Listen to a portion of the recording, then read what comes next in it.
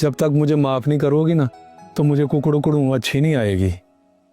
तो मुझे ये बताओ, तुम्हारे सिवा, अब्बा जी के सिवा मेरा कौन है? वशमा मेरी बहन है, ओके?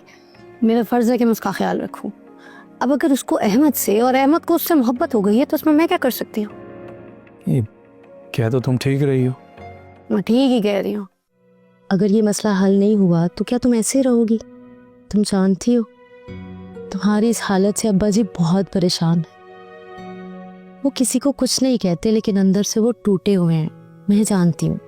वैसे कोई किसी के लिए परेशान क्यों होता है? वो इसलिए कि वो उससे प्यार करता है। तो फिर जो प्यार करता है उसे एहसास होना चाहिए ना दूसरों के प्यार का। क्या मुझे अपने प्यार के लिए परेशान नहीं होना चाहिए?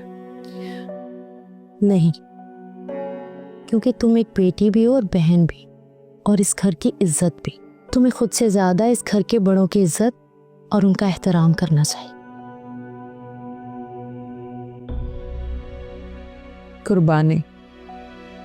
अब तुम भी मुझे कुर्बानी का ही कह रही हो? हाँ,